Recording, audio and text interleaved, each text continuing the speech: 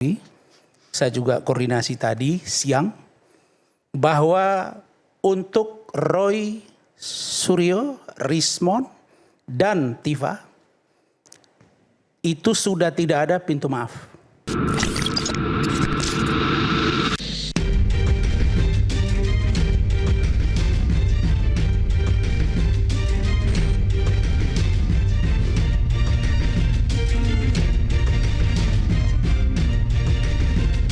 Untuk berkas perkara sudah dikirim untuk koordinasi kepada kejaksaan, tetapi ada beberapa petunjuk dari jaksa untuk melakukan pemeriksaan pendalaman terhadap saksi ahli dan barang bukti lainnya.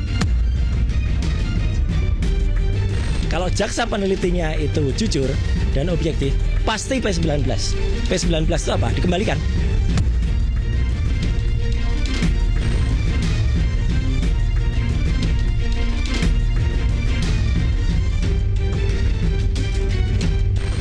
Dan memang harus sampai ke pengadilan, karena kalau enggak, ya saya nggak punya forum untuk menyampaikan bukti mengenai kasus ijazah ini. Jelas ijazah yang muncul ya tanggal 1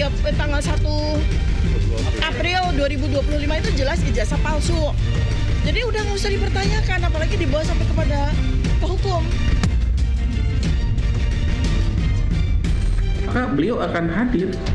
Itu saya harus pertegas. Ada dugaan kita dan pencemaran yang baik, ya sudah kita ikutin aja. Bapak akan datang.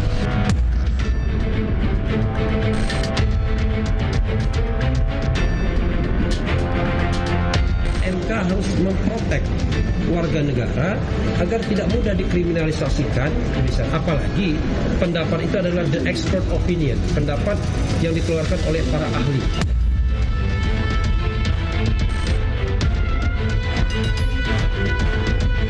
Kalian itu adalah minta Jokowi nunjukin ijazah aslinya. Nah, salahnya di situ. Minta tunjukin ijazah palsumu.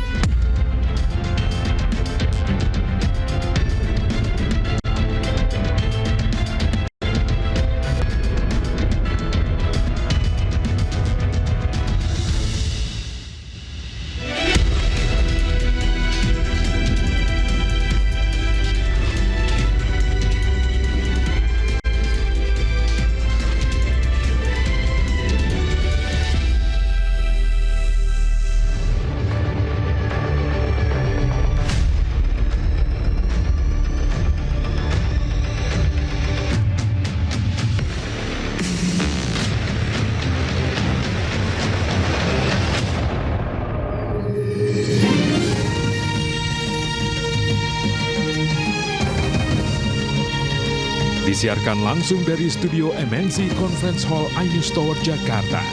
Inilah Rakyat Bersuara bersama Aiman Wicaksono.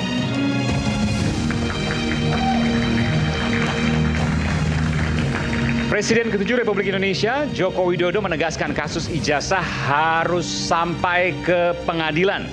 Persidangan menjadi forum Presiden ke-7 Jokowi menunjukkan ijazah jika yang dimiliki asli. Sementara Roy Suryo dan kawan-kawan meyakini ijazah Jokowi palsu. Mengapa Jokowi harus menunggu persidangan untuk tunjukkan ijazah? Itu adalah pertanyaan yang kemudian sering diajukan oleh pihak Roy CS. Kita akan bahas di sini. Inilah Rakyat Bersuara. Saya akan manggilkan narasumber saya pada malam hari ini, pakar telematika yang juga tersangka fitnah kasus ijazah, Roy Suryo. Bung Roy, selamat malam.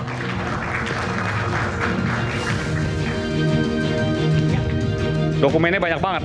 Ya, sebanyak kesalahannya Jokowi. Ini belum apa udah mulai. Pengadilan yang mana? Pengadilan Solo aja dia nggak pernah datang. Nanti kita dengarkan dari yang Bung mana? David dan kawan-kawan. Kemudian pengacara ke-7 Presiden ke-7 RI, Joko Widodo, Bung Rifai Kusuma Negara. Oke, masih dalam perjalanan, Bung Rifai. Kemudian Guru Besar Sosiologi Universitas Negeri Jakarta, Prof. Ci Juliati Hisham. Selamat malam, Prof. Ci.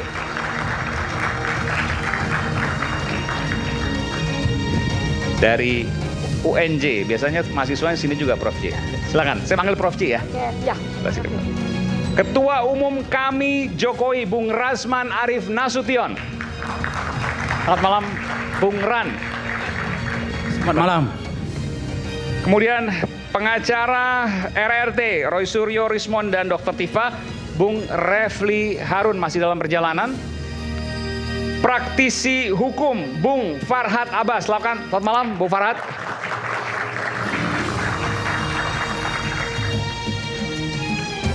Lama nggak ketemu kita, silakan. Pengacara RRT, Roy, Rismond, dan Dr. Tifa, Bung Abdullah Al-Katiri. Tetap di sana, Bung Abdullah. Saya bilangnya Bung Abdullah, Bung Al-Katiri. Al-Katiri aja, oke.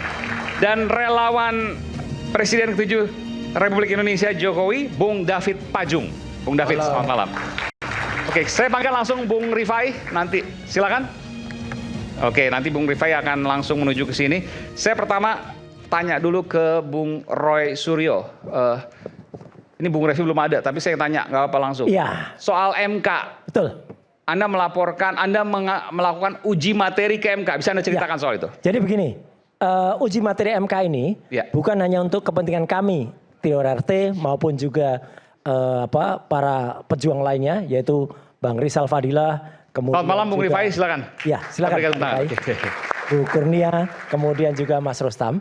Tapi untuk seluruh rakyat Indonesia. Karena utamanya pasal yang kita pertanyakan adalah, yang kita uji, pasal 27 dan 28 Undang-Undang ITE. Ya. Kemudian juga pasal 32 dan 35 Undang-Undang ITE yang itu sering digunakan. Boleh dijabarkan nggak sedikit tentang apa? 27, 28 itu adalah untuk penggunaan fitnah dan pencemaran nama baik di dunia online.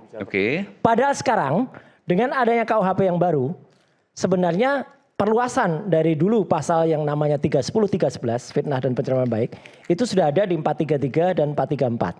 Jadi harusnya 27 dan 28 itu dikembalikan kepada intinya Undang-Undang ITE itu dibuat. Termasuk juga pasal 32, 35. Begini Bang Aiman. Undang-Undang ITE itu dulunya kami rancang, saya ikut merancang bersama dengan Prof. Henry Subiakto yang menjadi ahli kami, adalah ketika Indonesia itu diancam kalau tidak memiliki undang-undang informasi elektronik, kita diancam tidak bisa masuk dunia e-commerce internasional.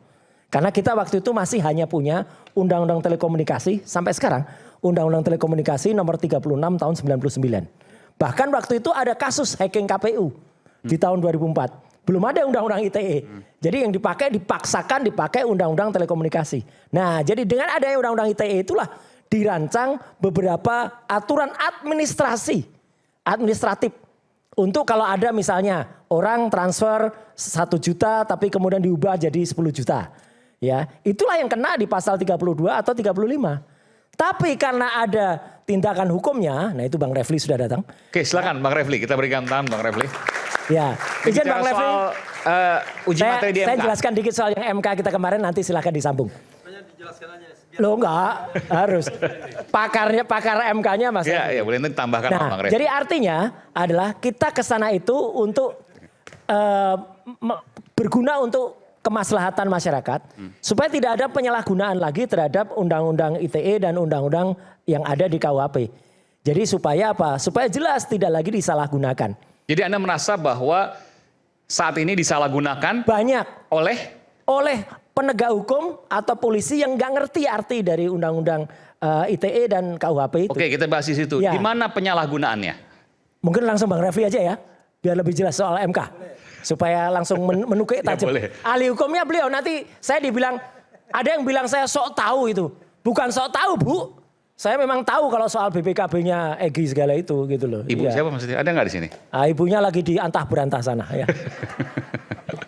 Oke, Bung Refli, jadi pertanyaannya lakukan uji materi Selasa depan kalau nggak salah ya. Selasa depan adalah sidang pertama. Tanggal 10. Ya, 10 Februari 14.30. Oke, ini dilakukan uji materi karena dianggap penegak hukum APH bertindak sewenang-wenang atas pengenaan pasal terhadap Roy CS, RRT.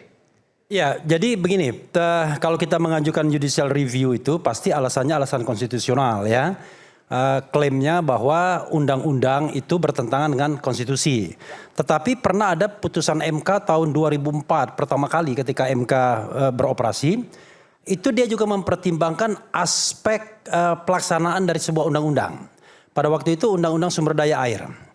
tidak dibatalkan oleh MK, tapi diberikan label conditionally unconstitutional. Jadi kalau seandainya tidak dijalankan sebagaimana MK pikirkan, maka undang-undang itu jadi inkonstitusional. Nah, sejak itulah doktrin tidak hanya pembatalan 100%, tetapi bisa juga dibatalkan dengan kondisi tertentu atau kalau tidak ditafsirkan seperti yang dimaui oleh MK. Ada berapa pasal? 4 yang diuji materi kan? Yang diuji materi itu 6 pasal. Oh, 6 pasal. Boleh disebutkan? Jadi ada ini semua pasal yang buat menersangkakan RRT.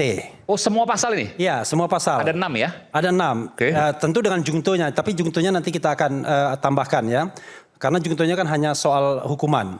Pasal 310 KUHP yang lama, pasal 311 KUHP yang lama, pasal 27 Undang-Undang ITE 2024, pasal 28 ayat 2 Undang-Undang ITE 2024, pasal 32 ayat 1 Undang-Undang ITE 2008 yang belum pernah diubah, dan pasal 35 Undang-Undang ITE 2008 yang juga belum diubah. Nah, karena KUHP lama ini sudah digantikan KUHP baru, kita tandem dengan pasal yang serupa di KUHP yang baru, yaitu 433 dan 434. Jadi nanti bagaimana Hakim MK menyikapi soal pembatalan ini kita akan lihat dalam tandem itu maksudnya undang-undang KUHP yang baru ini juga ikut diuji materi. Iya, karena berdasarkan azas lex favorio kan sangat mungkin undang-undangnya lama itu masih diberlakukan ketika dalam sebuah persidangan dianggap lebih menguntungkan terdakwa. Karena itu kita ingin bahwa kalau ada kasus di mana undang-undang itu dipakai karena dianggap lebih menguntungkan terdakwa, tetap tafsirnya bahwa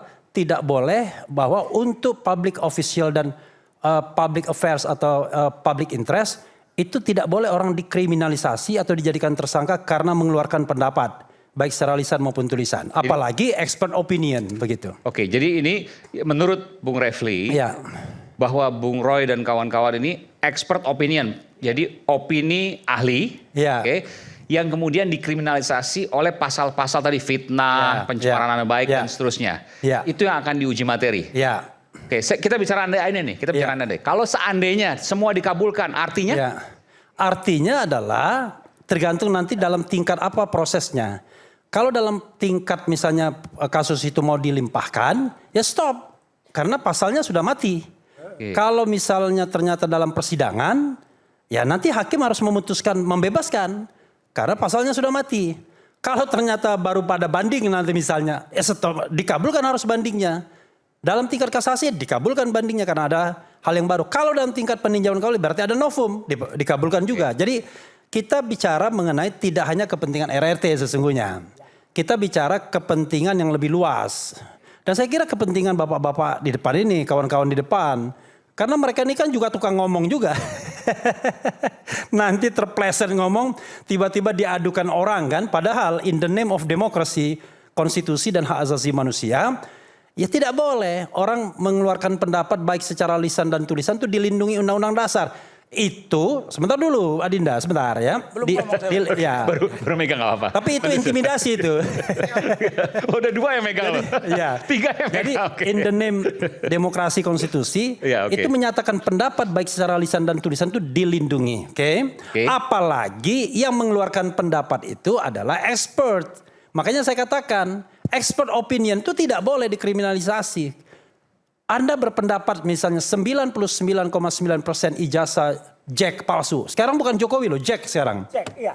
Mr. Jack sekarang. Sesuai dengan ketoyan ya. Katanya tadi dipanggil Jack dia. Nggak tahu Jack Sparrow mungkin. Siapa yang manggil? Oh dia nggak tahu dia. Tadi di sidang CLS di Solo. Sidang CLS. Teman-teman KKN-nya. Solo ya. Solo itu katanya manggil dia itu dulu Jack. Jack ya kan. Oh teman-teman Pak Jokowi dulu. Tapi teman-teman KKN-nya ternyata suruh lihat fotokopi ijazahnya, lihat ini siapa, nggak tahu. Padahal itu fotonya yang berkacamata, jadi ya lucu juga tadi. Itu fakta baru. Mungkin Jack yang lain kita nggak ngerti juga ya. Pokoknya Jack gitu. Dulu ada yang dipanggil Jack ya. Nah kalau misalnya mengatakan 99,9% ijazah Jack ini palsu, itu opinion. Anda nggak boleh dikriminalisasi karena berpendapat. Kan opinion itu kalau dia expert opinion maka uji dengan expert opinion yang lain. Kayak gini, saya supaya gampang begini. Jadi katakanlah ijazah Pak Jokowi, ini kita aneh-aneh ya, asli. Iya. hasil penelitian, tanda kutip, Mas Roy dan kawan-kawan menyatakan 99,99% palsu. Iya. Tidak boleh Mas Roy. Nggak boleh dikriminalkan. Yang paling penting adalah dia kan melakukan penelitian subjek itu apa? Subjek itu yang diteliti kan? Iya. Nah, yang diteliti itu bahan yang tersedia, bukan bahan yang tidak tersedia.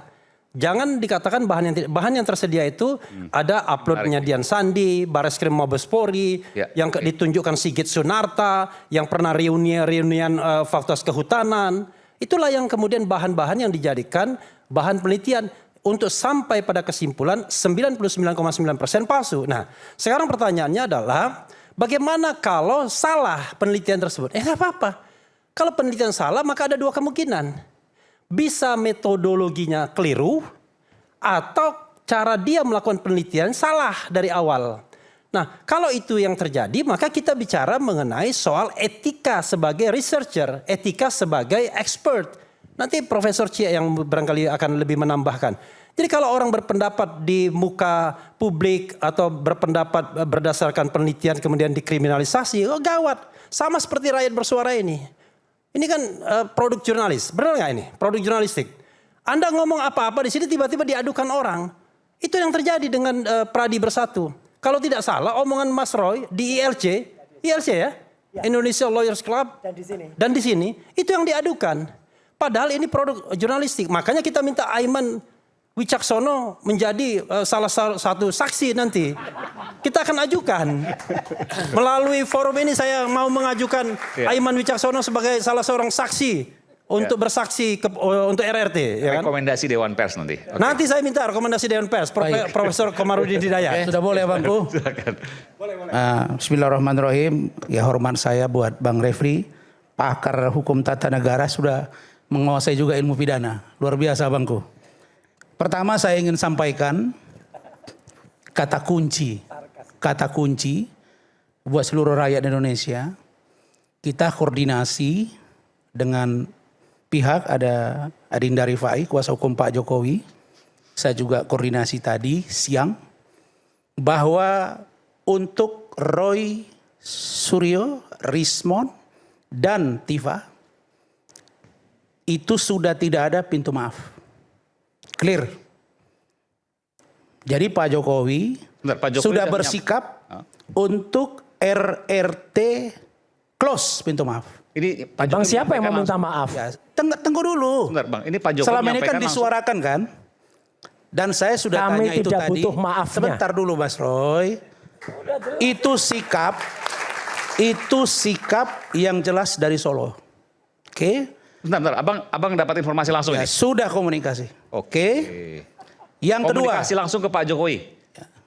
Sudahlah, nggak usah kita tanya Adinda Rifai pasti tahu lah. Oke, jadi ini bisa dipertanggungjawabkan orang yang tiap hari dengan Pak Jokowi. Oke, baik. Jelas ya? Oke. Jadi jangan dikira selama ini Pak Jokowi masih menunggu-nunggu. Tidak, dia cuma prihatin, masih melihat niat baik. Tapi Mas Roy dan kawan-kawan ternyata tidak dan terus menerus. Sehingga diambil sikap, tidak. Adapun yang 3 lagi silakan. Dan itu tidak menjadi sesuatu yang membuat Pak Jokowi khawatir dengan masalah ini. Sama sekali tidak ada. Jadi Bang Roy, Bang Rismon, Dr. Tifa, tiada maaf. Tiada maaf. 3 lagi maksudnya siapa? Alasan Kurnia, Rizal Fadila, Rustam Effendi, silakan. Masih kalau mau berkomunikasi tidak ada masalah. Oke. Karena itulah Pak Jokowi menyampaikan, saya ingin bawa ke pengadilan karena itulah forum bagi saya. Oh, itu untuk hanya RRT ini? Ya, untuk diuji di pengadilan. Nah, saya ingin menyampaikan ke abang saya Bang Refli. Saya kan masih ingat, saya dengan abang dialog ini enak Bang. Kalau ada Khozinuddin, tadinya ada orang bertanya ke saya. Ini malam hari ini enaknya Ahmad Khozinuddin versus Ahmad Kezoliman. Kira-kira begitu. Ada yang bilang begitu. Tapi bukan menuduh ini. Tapi dia tidak hadir. Tapi dengan Bang Refli, kita dialognya makin hidup. Karena tidak melakukan argumentum ad hominem. Menyerang pribadi. Kan begitu abangku.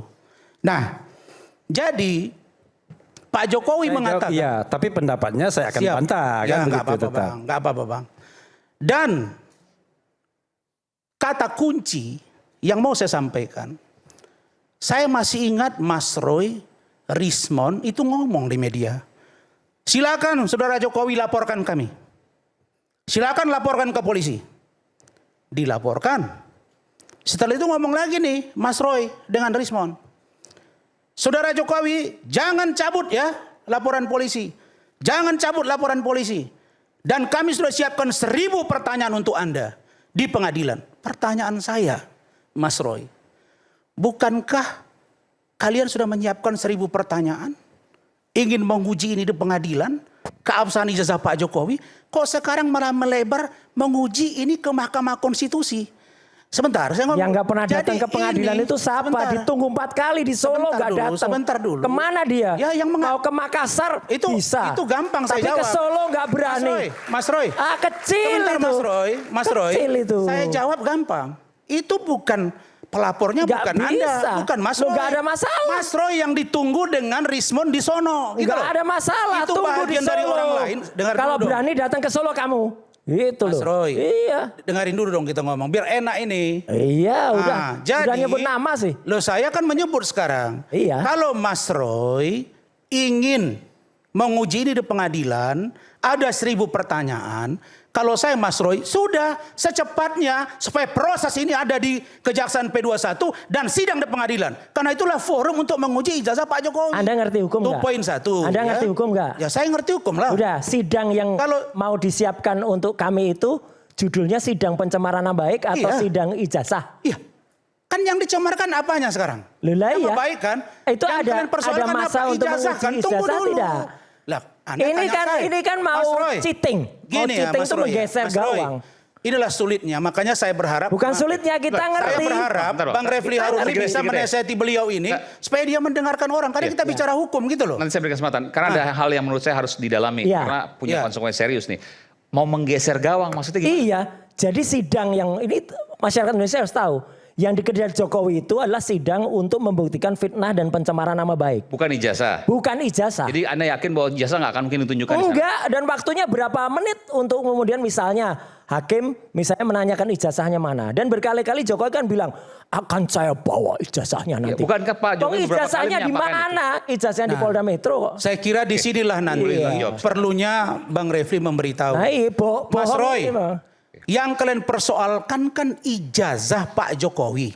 Lah sudah itu buktikan aja. Automatically ketika di persidangan dan itu sudah dijelaskan oleh Firmanto juga melalui tim hukumnya Pak Jokowi. Lah kan bahwa Pak Jokowi sebagai korban akan diperiksa oleh hakim dan akan menjelaskan soal ijazah. Iya dong.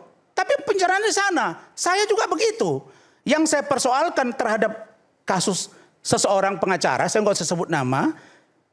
Saya sebut bahwa dia ada melecehkan. Ya udah itu sekarang datang aja ke Solo. Nah dibuktikan ada tidak pelecehan itu. Ya itu pokoknya. Sekarang yang menguji ijazah itu kalau Solo. Saya mengatakan Mas Roy. Kenapa nggak berani datang ke Solo? Tanyakan ke Jokowi. Ya, kenapa nggak berani datang ke Solo? Tidak ada perintah hakim memanggil dia. Ada gimana sih? Gimana sih? Ijazahnya dihadirkan. Ya, tunggu dulu Mas Roy. Ada gimana? Kalau hakim ini memerintahkan hukum nggak ngerti kepada. Hukum, ya kayak gini gimana sih? Ini gimana sih? Katanya ahli hukum. Sebaiknya yang jawab ini Bang Refli. Iya makanya katanya ahli hukum. Udah ngawur saya lihat. Ahli hukum yang sedang pegang syarat sah untuk jadi ahli hukum nggak? Jadi gini ya. Basnya ada nggak basnya? Saya Mas. Berita acara sumpahnya ada nggak? Berita acara sumpahnya ada nggak? Inilah orang yang kalau kalah berdebat menyerang pribadi orang lain. Jadi Mas Roy. Udahlah, Anda nggak punya legal standing. Mas Roy. Anda nggak punya legal standing untuk ngomong hukum. Mas Roy. Legal standingnya masih nggak? Legal standing hukumnya masih punya dong saya. Basnya mana basnya? Apa urusannya? Ini nggak ada. Emang kita sidang di pengadilan ya? Halo Mas. Ini kan Mas, saya mau tanya. Ini sidang pengadilan? Bukan, tapi kan orang jadi saya nggak mau. Yang sedang dicabut berita acara sumpahnya ngapain saya ngomong? tidak mau menjawab orang yang tidak paham hukum. Oh, karena kita paham hukum, kita tahu Anda nggak punya legal standing. Saya harus sebutkan, saya harus fair juga. Bas itu dibutuhkan ketika beracara di pengadilan. Rakyat bersuara bukan tidak ada masalah. Pendampingan kepolisian. Orang yang katanya ahli hukum, basnya dicabut, itu cacat nggak? Bos, cacat dong. Dengar ya. Cacat dong. Bos, saya ini cacat nih. Berani pasang badan, ya terserah. Berani melawan hakim. Terserah. Tidak seperti ada pengecut. Ya saya melawan hakim. Kalau hakim tidak jujur dan tidak benar. Sana berani tidak. Terserah. Yang kedua, saya mau kasih tahu, saya ini baru pulang dari kampung. ada dugaan pembakaran. Bas dulu dicabut tuh, cerita dulu. Dan kemudian berita masyarakat acara lagi sumpahnya nonton ini di dicabut, sana. cerita dulu. Jadi saya nggak mau dengar ini. Saya nggak mau dengar dong berita acara sumpahnya orang yang dicabut. ketakutan masuk penjara. Nanti. Ternyata Anda pengecut dan Anda penakut. Saya mau jawab itu. Baru yang terakhir, Bang Refli. Aduh, Saya berpikir begini. Memang kalian sedang menguji di MK pasal-pasal dimaksud. Pasal 433, pasal 434 dan lain-lain. Tapi setahu saya ya, mungkin nanti bisa ditambahkan Adinda Rifai. Setahu saya kalaupun ada putusan itu, karena dia final and binding, tapi dia tidak retroaktif Bang. Tidak berlaku surut. Jadi apapun yang sudah diproses oleh polisi hari ini dan kejaksaan sampai dengan putusan tidak akan berpengaruh ke depannya bagi sidang peradilan. Itu yang saya tahu. Nggak, sebenarnya gini, kalau saya tanya, kalau MK memutuskan apapun, nggak akan berpengaruh dalam tidak akan berpengaruh karena dia berlaku pada saat diputus. Itu setahu dia. Loh, makanya orang nggak ngerti hukum jadi begini. Kalau misalnya tadi kan matematika pun ngawur Anda ini, nggak ada sertifikasi. Ini orang nggak ngerti yang saya kayak tahu, gini. Makanya ini saya orang lebih nggak enak ngerti kayak gini. berdialog dengan Bang Refli. Daripada yang udah Jadi dicabut kalau basnya. kalau setahu saya. Pengacara kok dicabut basnya itu udah. Karena saya melawan hakim gimana sih?